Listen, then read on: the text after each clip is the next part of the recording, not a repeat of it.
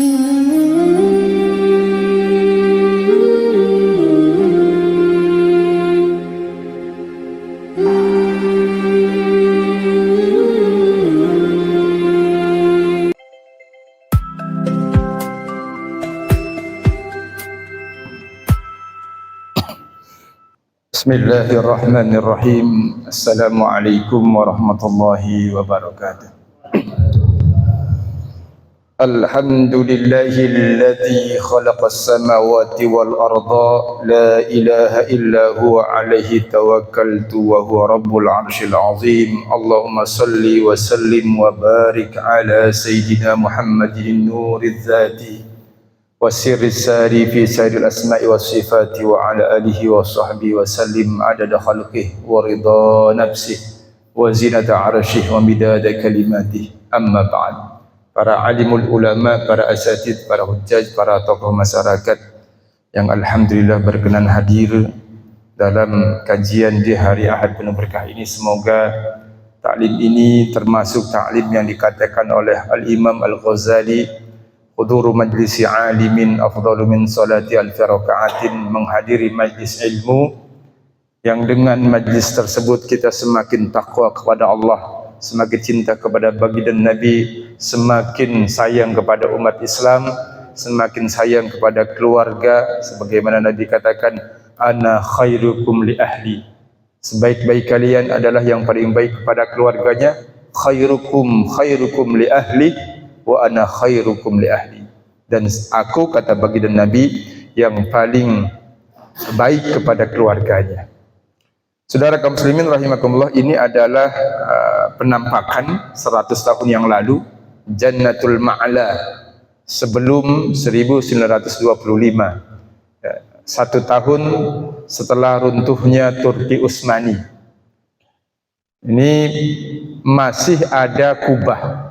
Ini Ma'la itu adalah kuburan, makam. Kalau di kita nyebutnya kober. Ya, kalau orang Bekasi ada yang nyebut kober, ada yang nyebut pereng. Itu pemakaman umum. Ini sekedar kita flashback saja. Ya. Mudah-mudahan tercipta di antara kita kerukunan, saling menghormati, saling mencintai. Ini 100 tahun yang lalu, 99 tahun yang lalu, masih kondisinya seperti ini. Nah, ini adalah Baqi. Kalau tadi ini di Mekah, ya, di Ma'la itu kalau dari Ka'bah itu ke arah Sofa, ya, Sofa Marwah.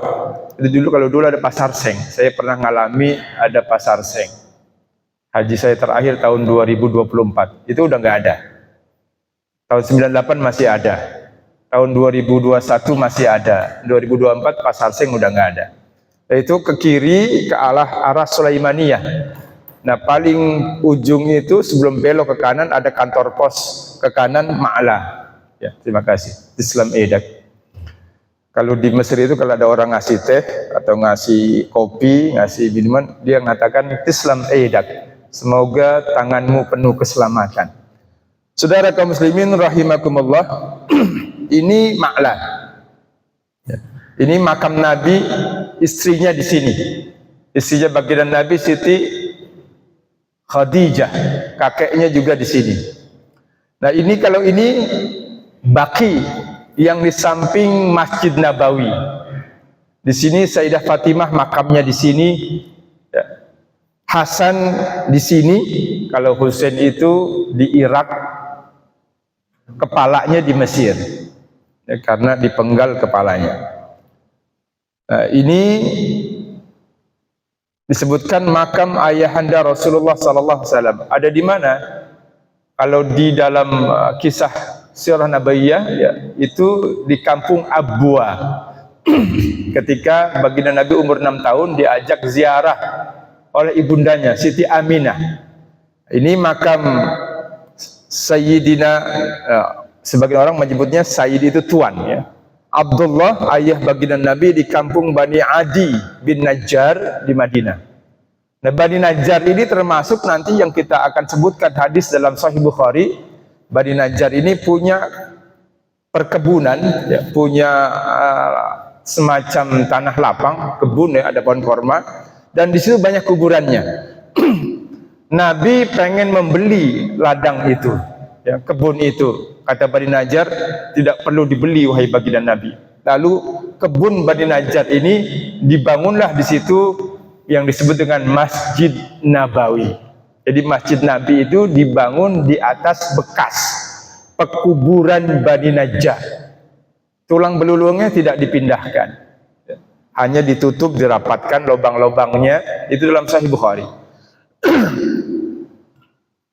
Sekedar kita membandingkan dengan saudara kita yang terlalu kaku, bangun kuburan, bangun masjid di bekas kuburan. Itu zaman sekarang ada sebagian kecil minoritas umat Islam yang nggak mau begitu, haram katanya, dan dilaknat.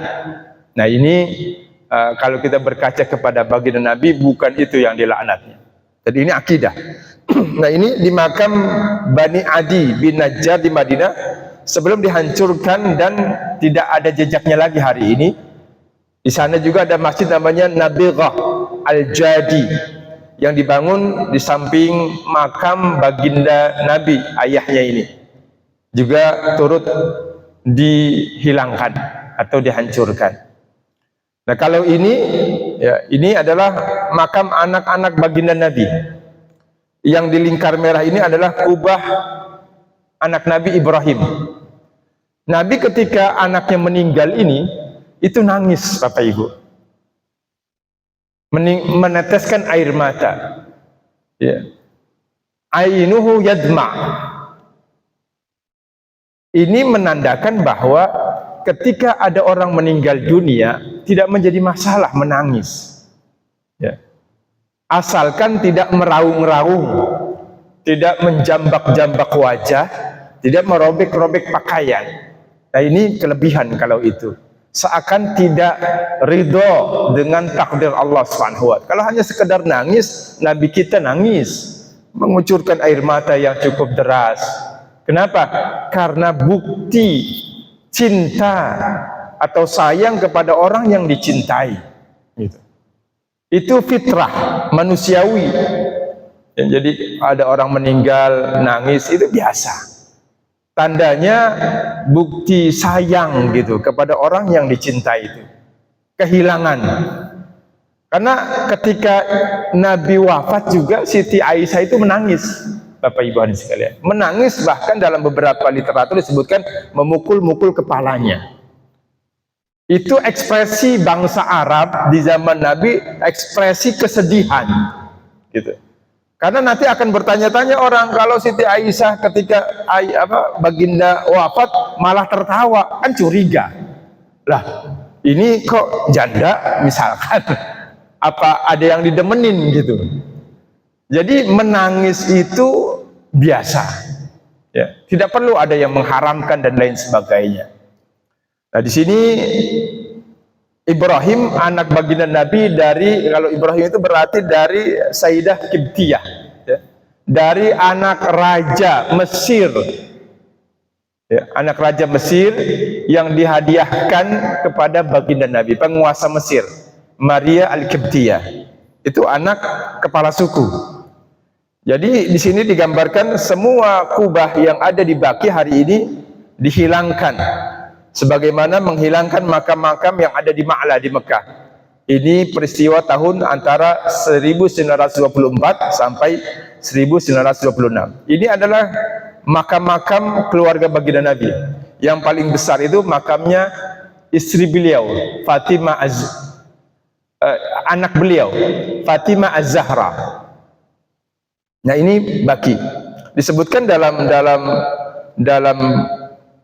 bahasa Arab ini dalam buku bahasa Arab, As-Sayyidah Fatimah Az-Zahra radhiyallahu taala anha disebutkan di sini, Qubab al-Baqi qadiman, kubah yang ada di Baqi zaman dulu. Di sini dikatakan wal kubah al-kubra kubbatu ahlil bait. Kubah terbesar itu adalah kubahnya keluarga baginda Nabi, ahlul bait. wa biha as-sayyidah Fatimah Az-Zahra binti Rasulullah sallallahu alaihi wasallam wa alihi wasallam wal Abbas amun Nabi. Di sini juga ada paman Nabi Abbas bin Abdul Muttalib dan di sini disebutkan juga ada anak beliau Hasan bin Ali dan Ali Zainal Abidin dan Muhammad Baqir ada di sini. Zainal Abidin, Ja'far As-Sadiq ada di Baki yang ada kubah-kubahnya ini. Ini sekedar kita flashback ya.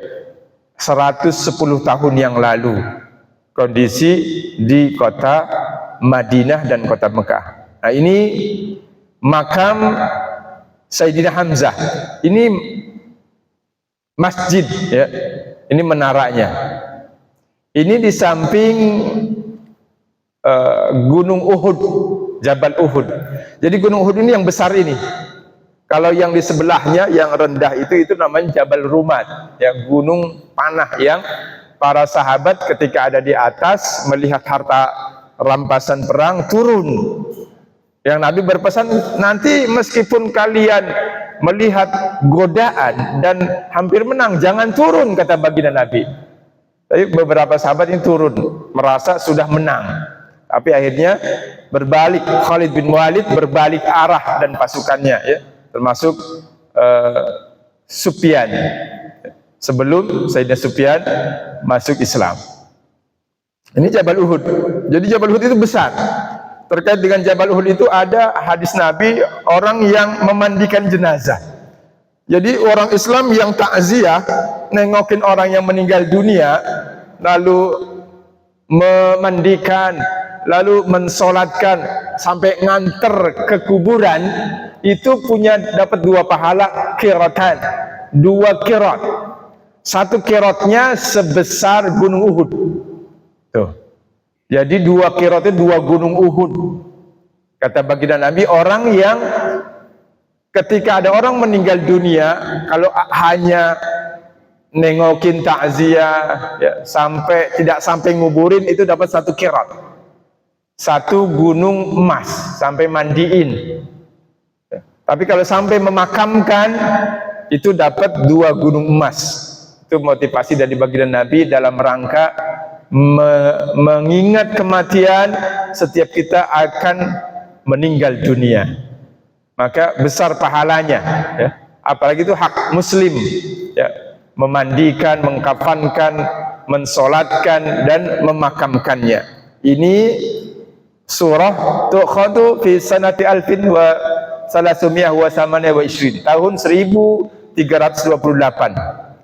Ini merupakan hijriyah, makam penghulu syuhada Sayyidina Hamzah sebelum dihancurkan pemerintah ya, yang ada di sana tahun 1344 hijriyah. Nah, ini makam kakek baginda Nabi di Ma'lah. Seperti ini. Jadi makam di sana itu ada semennya, ada asminnya ya, bahasa Arab semen itu asmin atau asmidah ya. Asmin itu semen ya, serapan mungkin dari bahasa Inggris. Ini makam kakek baginda Nabi Abdul Muttalib di pemakaman Ma'lah. Nah, di Ma'lah itu orang Indonesia diantaranya Mbah Mun. Mbah Mun itu makamnya itu jenazahnya utuh, Bapak Ibu ya. Jenazahnya utuh. Setelah 2 tahun dilihat masih utuh. Kabarnya menurut informasi yang kami dengar itu akhirnya tidak dicek lagi. Setiap tahun dicek ya, beberapa makam itu dicek. Kalau yang hancur maksimal 4 tahun itu makam di Arab Saudi itu dipindahkan. 4 tahun makam di Arab Saudi ya, apalagi tempat-tempat padat ya, itu dipindahkan ke padang pasir, dikumpulkan jadi satu tulang belulangnya. Itu begitu. Kalau di kita kan enggak ya, karena kita tanahnya lebih luas ya, lebih lebar. Di sana pemakaman terbatas. Jadi yang sudah yang tidak membusuk utuh itu dibiarkan. Atau makam-makam tokoh ya, kepala atau ulama itu dibiarkan di sana. Nah, ini di Ma'lah. Nah, ini makam Abdul Muthalib. Ya. Abdul Muthalib di Ma'lan juga. Paman baginda Nabi yang sangat sayang kepada baginda Nabi. Yang menurut sebagian ahli sejarah, beliau sebenarnya sudah muslim, cuma tidak mengikrarkan, ya, tidak mengikrarkan keislamannya. Beberapa teks agama, nasnya dari beberapa ulama disebutkan Abu Talib, ini Abdul Muthalib, kakeknya. Dan Abu Talib itu masuk Islam. Kalau Abdul Muthalib tidak dikatakan muslim, ya, kakeknya. Kalau pamannya dikatakan muslim, membela. Nah, ini yang tadi dari sudut lain, makam Hamzah, Mirqad Hamzah atau Dori itu kuburan. Hamzah bin Abdul Muthalib qabla al-hadmi, sebelum penghancuran. Ya, ini ada menaranya, ada masjidnya. Kalau dilihat orang aja kecil, Bapak Ibu. Ini orang, ini kuda. Ya, ini manusia. Ya, ini kuda, heson atau hantur. Kalau bahasa Arab yang ada kayak delman itu bahasa Arabnya hantur. Nah, bahasa-bahasa itu kalau kita pernah tinggal di Arab masih tersisa ingatan kita. Saya tinggal di kampung. Ya, ketika di Mesir itu di Tonto. Nah, Ustaz Somad juga di Tonto.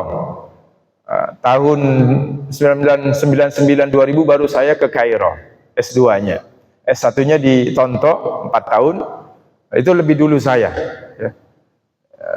Ustaz Somad itu 3 tahun berikutnya. Ketika saya menjadi ketua persatuan pelajar dan mahasiswa di sana, beliau baru datang. Tahun 98 beliau baru datang. Ya, kalau beliau kan Ustadz Kondang, kalau saya Ustadz Kondangan.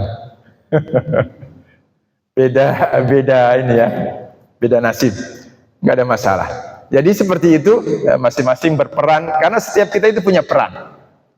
Kata guru-guru kami, setiap manusia itu, setiap diri itu ada peran yang tidak dilakukan oleh orang lain dan punya misi. Allah ciptakan misi setiap orang itu, dan tidak ada yang sama misinya, gitu. Wa kullu ya'mal 'ala syakilatihi, kata Allah. Setiap orang itu berbuat, bekerja, beribadah berdasarkan bentukan yang Allah ciptakan, yang Allah takdirkan. Jadi tidak perlu pesimis. Jadi menjadi ahli surga itu tidak mesti harus misalkan punya pesantren yang besar, ya punya pabrik yang banyak, tidak mesti begitu. Meskipun itu bisa menjadi sarana atau bekal masuk surga. Coba kita lihat Sayyidah Fatimah, anak baginda Nabi, tidak punya banyak harta, gitu. Kita lihat Sayyidat Ahli Jannah, perempuan-perempuan ahli surga, pemimpin-pemimpin ahli surga yang derajatnya sangat tinggi. Siapa? Asiyah misalkan, istri Fir'aun. Itu apa namanya perannya, apa prestasinya? Bisa dikatakan tidak banyak, tidak besar, tapi merupakan punggawa surga yang termasuk yang tertinggi, jenderal-jenderalnya di surga. Apa yang menentukan? Akidahnya, baik sangkanya kepada Allah, ibadahnya, sabarnya. Ini yang menentukan dia menjadi penduduk ahli surga yang derajatnya tinggi. Siti Asia. Berikutnya siapa? Maryam. Apakah Siti Maryam punya lembaga? Tidak. Maryam hanya ibadah di rumah Allah di Baitul Maqdis. Jadi untuk menjadi ahli surga itu tidak mesti kita harus memiliki harta yang banyak, lembaga yang besar, tenar, publish, tokoh dan lain sebagainya, imam dan lain sebagainya. Tidak, Bapak Ibu. Ulama juga belum tentu masuk surga, kata baginda Nabi. Ulama belum tentu masuk surga, kiai belum tentu masuk surga. Bisa jadi dia dakwahnya tidak ikhlas, atau dia ingin dipandang disebut sebagai ulama, sebagai kiai, sebagai tokoh. Bisa seperti itu, Bapak Ibu hadirin sekalian. Nah, ketika di akhirat ditanya seorang alim, engkau menjadi ulama bukan karena keikhlasan, tapi hanya ingin disebut sebagai orang yang alim karena ingin kedudukan. Itu hadisnya jelas, baginda Nabi mengatakan seperti itu. Maka untuk kita bahagia di akhirat, setiap kita bisa melakukan itu. Makanya yang pernah kita sampaikan di sini kisah beberapa sahabat Nabi. Karena kata Nabi dalam beberapa hadis dikatakan, ashabi, para sahabatku, aina maqtadaitum ihtadaitum. Mana saja sahabatku yang lurus, yang kalian ikuti, kalian akan mendapatkan petunjuk, inspirasi, kebaikan, kebenaran terhadap agama ini. Sahabat mana yang lurus, yang baik, kalian ikuti, kalian jadikan jejak dan contoh, insya Allah kalian akan mendapatkan hidayah, kata baginda Nabi kita yang mulia alaihissalatu wassalam. Maka Urwah bin Zubair yang pernah kita singgung di sini, ya, bagaimana prasangka baiknya kepada Allah, ridha bima qasamahullah, ridha dengan segala apa yang Allah gariskan.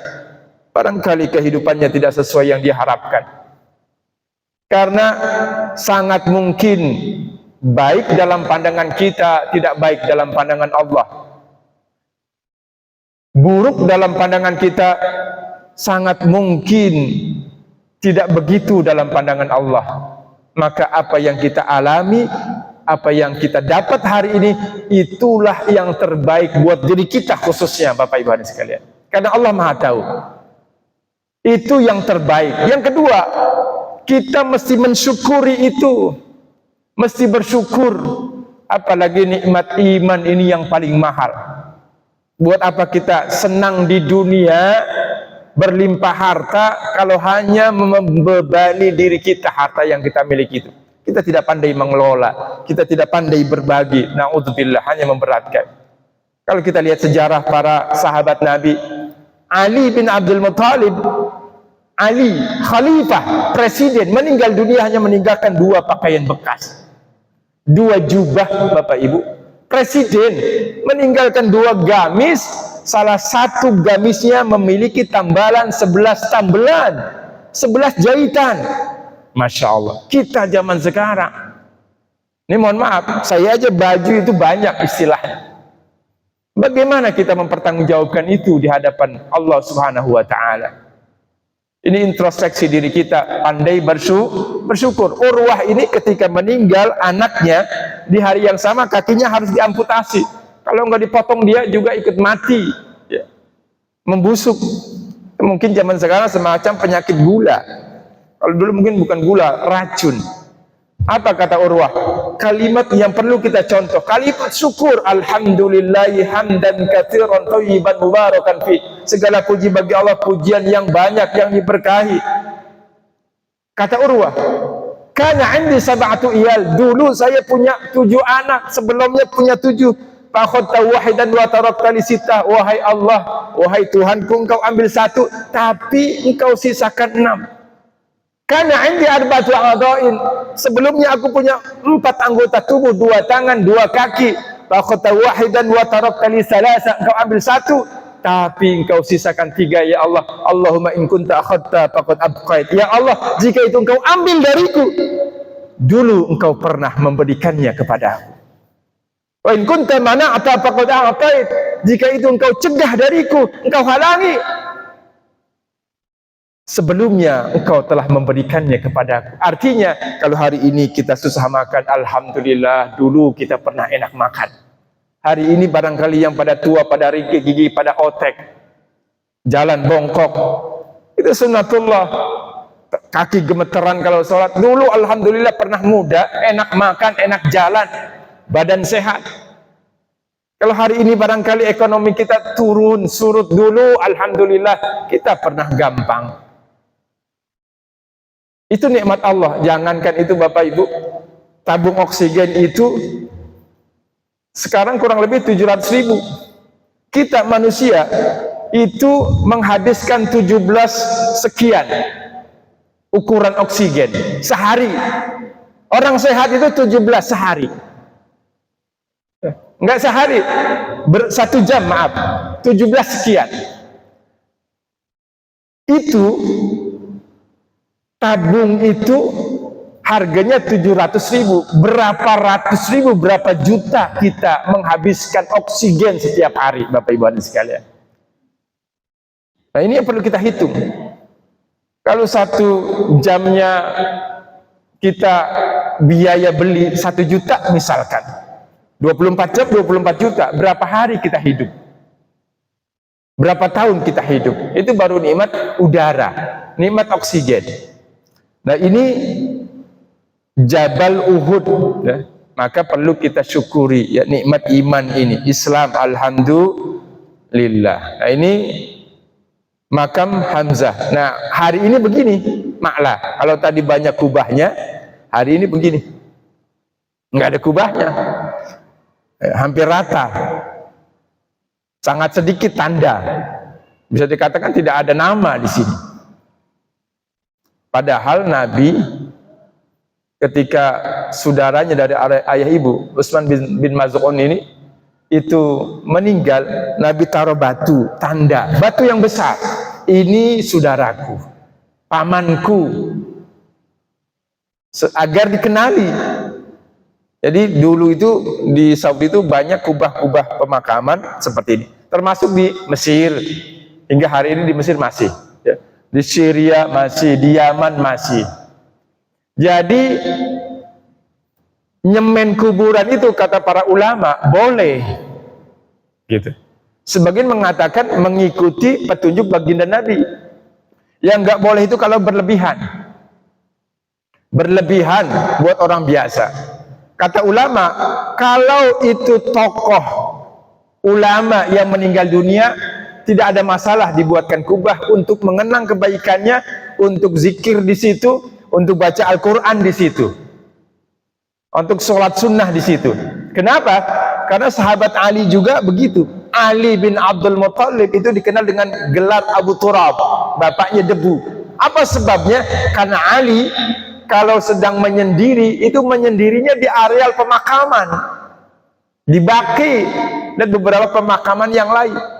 Bapaknya debu, Abu Turab, makan di situ, zikir di situ, ibadah di situ.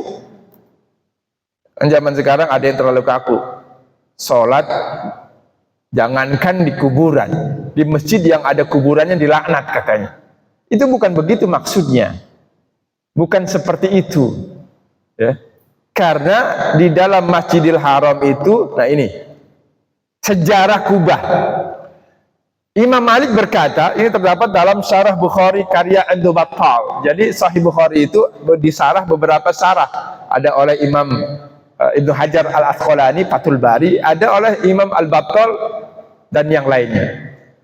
Qala Malik awwalu man daraba ala qabrin fustatan Umaru. Orang pertama yang membangun kubah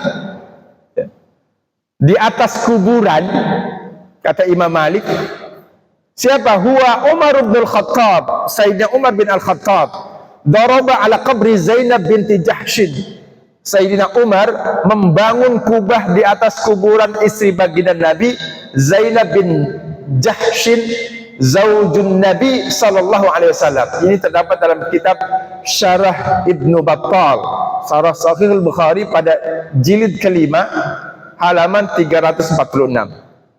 Maka apa yang dilakukan sahabat Umar adalah perkara yang boleh-boleh saja, gitu. Tidak dilaknat, tidak tercela. Apalagi sahabat Umar yang mulia ini adalah termasuk al-asyrah al-mubasysyaruna bil jannah, sahabat Nabi yang dikabarkan masuk surga.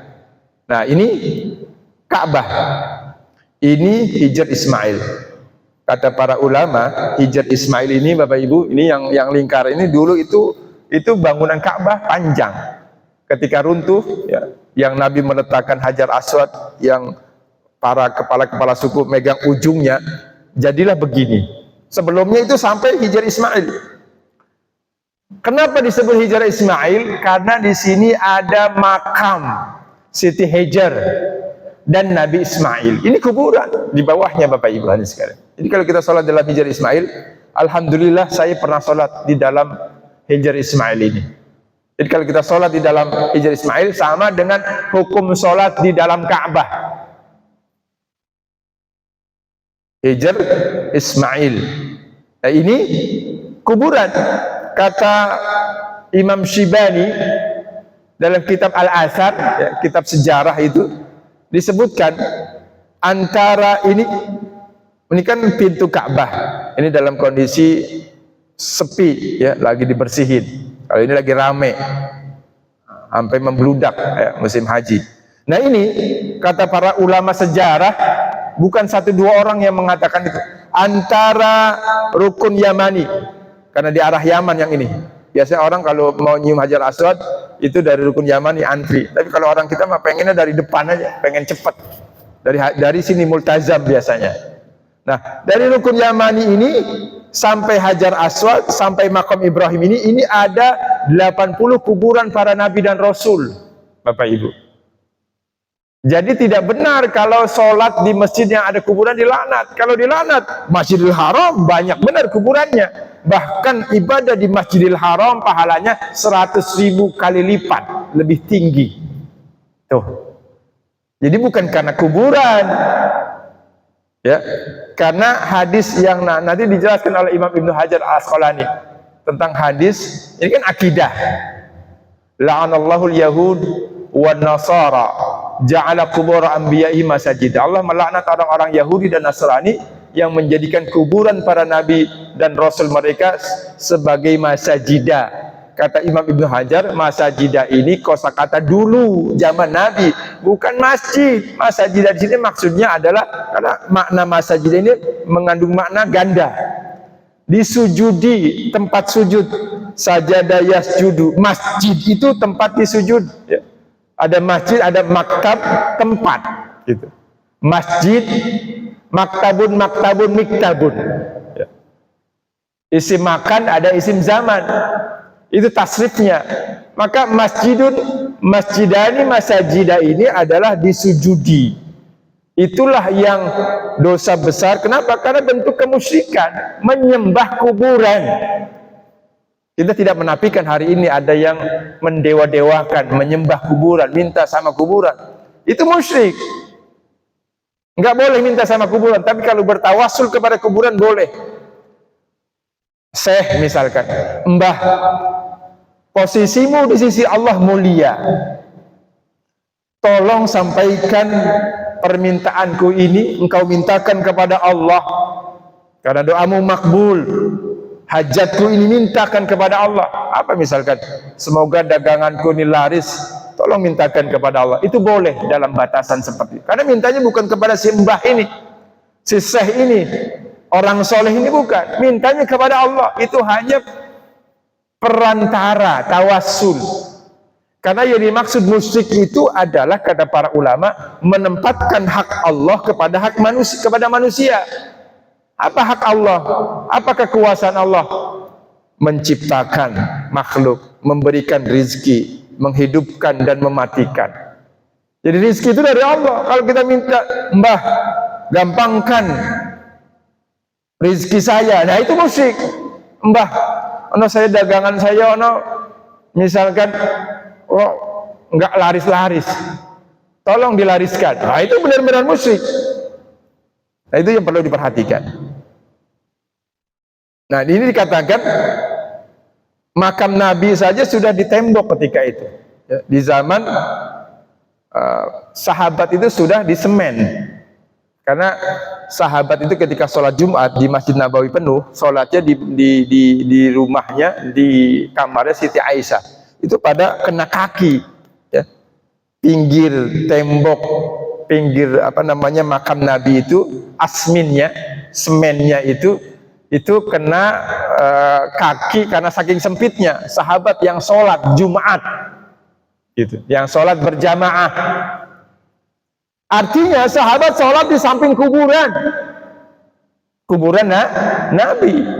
Sini dikatakan hadatsana Farwah hadatsana Ali bin Mushir an Hisham bin Urwah an abihi, dari ayahnya, lamma saqata alaihimul haid, ketika gugur, ya, tembok kuburan Nabi pada zaman Al-Walid bin Abdul Malik, ini zaman Abbasiyah. Akhadhu fi binaihi, kemudian dibangun kembali. Fabadat lahum qadanun, ketika runtuh itu tanahnya kebongkar, nampak kaki. Bayangkan umur yang sudah ratusan tahun muncul gitu. ada kaki. Wa dhannu annaha qadamun Nabi. Mereka mengira itu kaki baginda Nabi. Sahabat itu. Ya. Berarti ini belum terlalu jauh ya. Al-Malik ya, Al-Walid bin Abdul Malik. Fama wajadu ahadan ya'lamu dzalika hatta qala lahum Urwah. Maka enggak ada yang tahu itu. Ini kaki siapa? Hatta qala lahum Urwah, hingga Urwah yang masih hidup mengatakan, "La, wallahi ma hiya qadamun Nabi." Itu bukan kaki Nabi. Aku kenal kaki baginda Nabi. Ma hiya illa qadamu Umar radhiyallahu anhu. Itu adalah kaki Umar. Ya, Umar bin Al-Khattab radhiyallahu taala anhu. Ini dalam Sahih Bukhari. Nah, itu jadi ini tentang kuburan ya. Wa amal masyad al-ma'ruf al-yawm bil Madinah fa masyad al-Abbas. Ini sebagaimana tadi disimpulkan ya, dikatakan dalam kitab Khulasat al-Wafa jilid 1 halaman 262 bahwa para imam-imam hadis, para ulama menggambarkan di sana itu ada kuburan Abbas ya. Ada bangunannya bin Abdul Muthalib, Hasan bin Ali dan yang lainnya, ada kubah alaihim kubah syamikhah yang tinggi yang besar. Qala Ibnu Najjar wa hiya kabiratun aliyatun qadimah. Kuburannya besar, tinggi dan lama, sudah cukup lama. Qadimatul bina wa 'alaiha babani, dan di kuburan itu ada 2 pintu masuk. Jadi ada temboknya. Nah, di sini katakan oleh Al-Hafiz dikatakan wa matal Abbas sanah 32. Abbas meninggal pada tahun 32 Hijriah. Fa shalla alaihi Utsman, disalatkan oleh Utsman, wa dufina bil Baqi, dimakamkan di Baqi, wa ala qabrihi al-yaum qubbah azimah. Hari ini kuburan Abbas ini ada kubah yang besar min bina'i khulafai al-Abbas, yang dibangun oleh Khalifah Abbasiyah. Terdapat dalam Syiar A'lam An-Nubala. Ini karya Al-Hafiz Imam Az-Zahabi. Syiar A'lam An-Nubala mengatakan, hadza kana fi asril mu'allif amma al-an falam yabqa laha atharun. Ini kubah ini ada di masa Al-Hafiz Az-Zahabi, sedangkan hari ini udah enggak ada bekasnya. Nah, ini tentang makam. Nah, ini data teks agama, misalkan kubahnya anak Nabi Ibrahim, ada kubahnya, karena Nabi ketika anaknya wafat itu dibikin kemah-kemahan di atasnya, diletakkan batu, itu Ibrahim. Belum Zubair bin Awam, ya juga ini yang ada teks agamanya. Ya saya singkat saja karena sudah jam 5:37 dan di luar sudah agak mulai terang. Termasuk Imam Abu Hanifah, itu makamnya itu ada kubahnya. Termasuk Imam Syafi'i. Saya kurang lebih kalau tidak salah pernah ziarah ke makam Imam Syafi'i yang ada di Kairo itu kurang lebih 5 kali. Itu adanya di Kairo. Itu di samping makam Imam Syafi'i itu ada kaki, ya, telapak kaki Nabi. Yang Imam Syafi'i mimpi bangun tidur, dilihat di samping beliau tidur itu ada kaki Nabi, tempat berdiri baginda Nabi. Hebatnya baginda Nabi begitu. Mimpi ulama memberikan bekas, ya, ada kakinya. Ini bagi yang mau lihat biasanya itu di bawah karpet ya. Di apa namanya, bawabnya itu, bawab itu penunggu masjid, bawab ya, gerbang, pintu, bawab itu biasa tahu kalau ditanya fin asar qadamin Nabi, di mana bekas kaki baginda Nabi, itu dikasih tahu biasanya kalau ada yang nanya, oh ini ada bekasnya, kelihatan Bapak Ibu sekalian, kaki baginda Nabi. Nah, Imam Abu Hanifah begitu. Jadi makam-makam di Timur Tengah itu dulu itu begitu. Kayak sekarang kurang lebih makam ini apa namanya yang Habib Luar Batang. Kurang lebih begitu. Cuma kalau Habib Luar Batang kan putih. Kalau makam Imam Syafi'i warnanya kuning gitu. Ininya kayunya gitu. Dan orang pada ngaji, pada baca Al-Qur'an di situ. Di makam Imam Syafi'i. Karena sudah masuk areal masjid, di serambi masjid. Sholat ya di situ, kalau sholat jamaah, Jumat, Karena di dalam kalau sudah penuh ya di situ sholatnya. Artinya sholat di samping kuburan itu dalam ilmu fikih, kitab-kitab ulama itu tidak ada yang mengharamkan. Saya sudah membongkar kitab-kitab fikih Bapak Ibu, nggak ada yang mengharamkan, tidak ada yang memakruhkan. Sholat di samping kuburan itu tidak sah kalau kuburannya terbongkar. Idza kanat al-maqbarah mambusah, terbongkar. Kalau nggak terbongkar, sholat itu sah sholatnya. Jadi sholat di samping kuburan, di atas kuburan tidak ada masalah. Tapi zaman sekarang orang ini ada yang haram gitu. Karena ini sebenarnya efeknya ingin mencegah orang ziarah kubur dan sholat di samping kuburan gitu. Selama minta kepada Allah, kata para ulama, tidak ada masalah. Karena makam-makam itu menurut penjelasan ulama, ada makam-makam yang memang mustajab doa di situ. Jadi ada tempat-tempat yang Allah berikan kelebihan. Kalau bahasnya begini, mintakan kepada Allah, langsung aja kepada Allah, betul. Minta kepada Allah. Nah, kalau langsung minta kepada Allah di mana saja, di rumah, di masjid, sama. Betul. Tapi kenapa ada tempat-tempat yang Allah bedakan kemakbulan? Misalkan multazam. Kata Nabi, doa di multazam paling makbul, lebih makbul dari doa di tempat lain. Itu bagaimana? Doa di Rukun Yamani misalkan, doa di Masjidil Haram, artinya doa di Arafah itu memiliki kelebihan, keutamaan. Posisi kemakbulannya melebihi di tempat yang lain. Jadi ada tempat-tempat yang Allah istimewa. Sama dengan hari. Malam Jumat itu Sayyidul Ayyam. Beda pahala kita zikir di malam Jumat atau di hari Jumat dengan di hari lain. Pahalanya lebih besar. Sedekah di hari Jumat pahalanya lebih besar daripada sedekah di hari yang lain. Artinya ada waktu yang Allah lebihkan, ada fadilah, keutamaan. Begitu juga dengan tempat di dalam berdoa. Belum, nah ini kubah ahli fikih Qadhi Iyad, kubah makam Syekh Al-Karmani, kubah makam Imam Syafi'i. Ini data-data teks keagamaan dalam kitab-kitab para ulama. Makam ulama yang memiliki kubah tidak terhitung jumlahnya ya. Terdapat dalam kitab-kitab tarikh.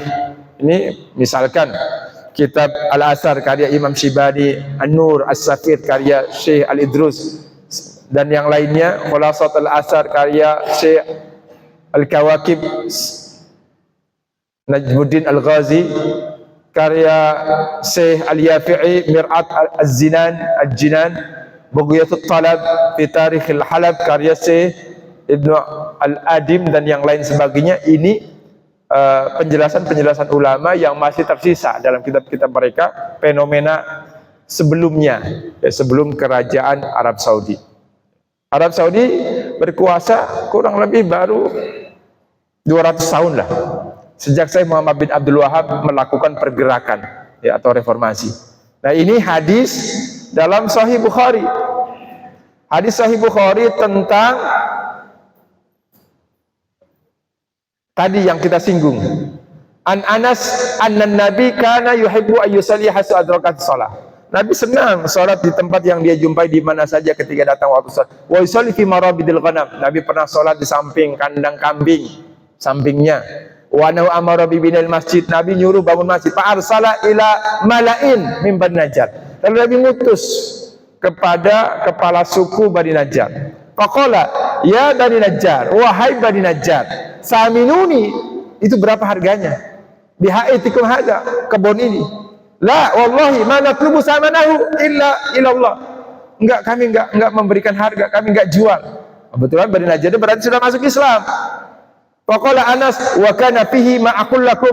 Kata Anas yang meriwayatkan di sini, sebagaimana aku katakan kepada kalian, di situ itu kuburul musyrikin, kuburan orang-orang musyrik. Wa fihi kharab wa fihi nakhl, itu ada lubang-lubang, di sini juga ada pohon korma. Fa amara Nabi bi kuburil musyrikin fanubisat summa bil kharab fasuya. Kuburannya dirapihin, lubang-lubang ditutup, summa bin nakhli faqata. Kemudian pohon-pohon korma itu dipotong. Fasafun nakhla qiblatal masjid. Batang-batang pohon korma yang tua dibangun masjid, dijadikan tembok terdepan oleh baginda Nabi.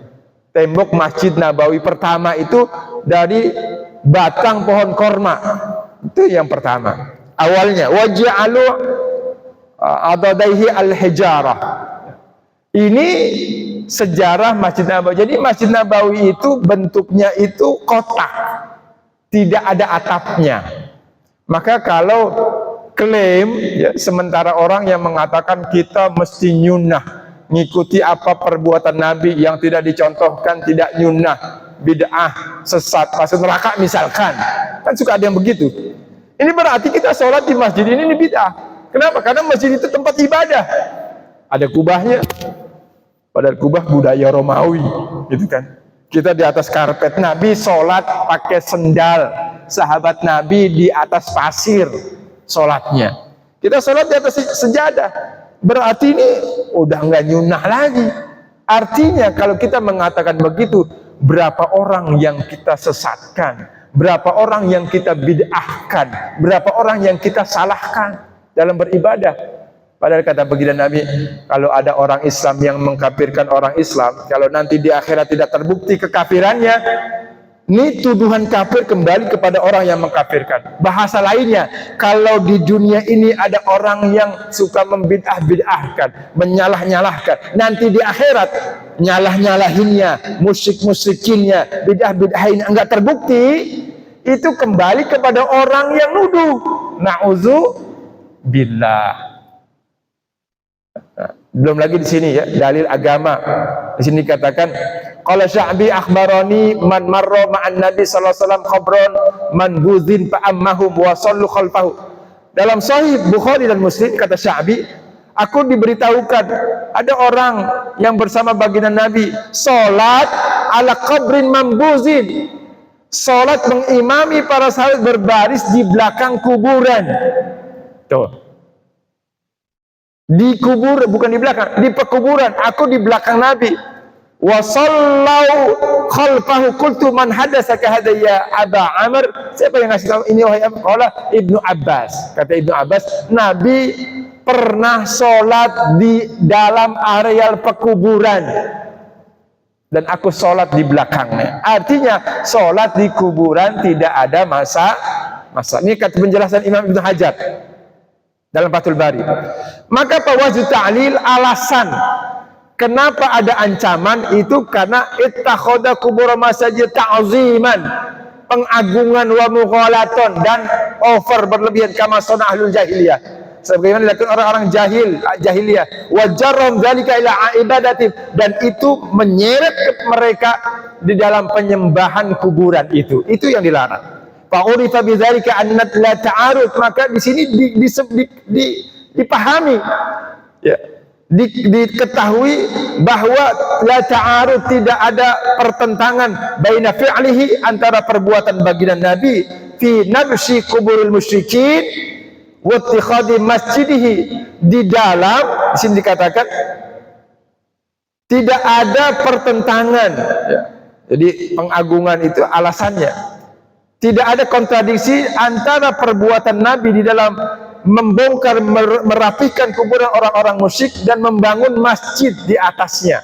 Kata Imam Ibnu Hajar, wa ittikhadhi masjidi makanaha wa baina la'natihi, dan di antara laknat baginda Nabi kepada orang yang menjadikan kuburan para nabi dan Rasul sebagai masajida lima tabayyana minal farqi, karena jelas perbedaannya. Demikian Bapak Ibu hadirin sekalian, karena sudah cukup terang, maka dicukupkan. Barangkali ada pertanyaan yang ingin ditanyakan, mudah-mudahan bisa Ana Al-Fakir jawab terkait akidah. Ini termasuk akidah ya. Sholat di samping kuburan, jangan sampai kita nyembah kuburannya. Ziarah kubur, jangan sampai kita minta kepada kuburan, langsung kepada kuburan minta. Kalau hanya sebagai tawasul, ya Allah dengan keberkahan sahibul maqbarah ini kabulkanlah permintaan saya, boleh. Tidak ada ulama yang mengharamkan kecuali Ibnu Taimiyah. Wallahu a'lam. Silakan.